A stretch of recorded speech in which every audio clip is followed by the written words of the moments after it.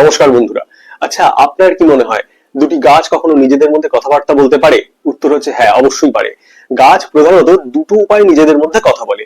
একটা হচ্ছে মাটির নিচে শেকড়ের মাধ্যমে, আর আরেকটা হচ্ছে মাটির উপরে বাতাসে কিছু রাসায়নিক পদার্থ নির্গত করে নিজেদের মধ্যে ভাবের আদান প্রদান করতে পারে।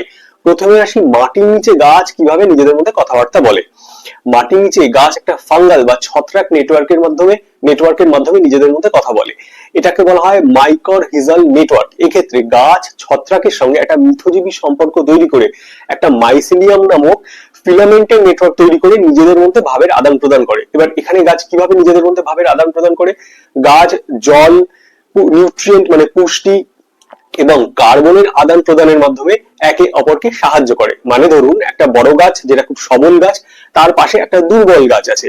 দুর্বল গাছটা কোনো কারণে নিউট্রিয়েন্ট মানে পুষ্টি পাচ্ছে না, তখন সবল গাছটা তার শেকড়ের মাধ্যমে তার ওই পাশের দুর্বল গাছটাকে জল, বিভিন্ন পুষ্টি পাঠিয়ে ওই গাছটাকে বাঁচতে সাহায্য করে, স্ট্রং হতে সাহায্য করে। আবার অন্যদিকে ধরুন দুটি গাছ পাশাপাশি আছে, একটি গাছ পোকায় আক্রান্ত হলো, সে তৎক্ষণাৎ তার শেকড়ের মাধ্যমে একটা সিগন্যাল, একটা রাসায়নিক সিগন্যাল পাঠিয়ে পাশের গাছটাকে বলার চেষ্টা করে যে আমি আক্রান্ত, তুমি সাবধান হও। তখন সেই গাছটা একটা প্রিকশনারি মেজার নিতে পারে। এবারে মাটির উপরে কোনো গাছ এই কাজটা ঠিক কিভাবে করে? ধরুন কোনো কারণে কোনো গাছ আক্রান্ত হলো, তখন সে কি করে? বায়ুমণ্ডলে একটা রাসায়নিক পদার্থ নির্গত করে। এই পদ্ধতিটাকে বলা হয় VOCS, ভোলাটাইল অর্গানিক কম্পাউন্ডস।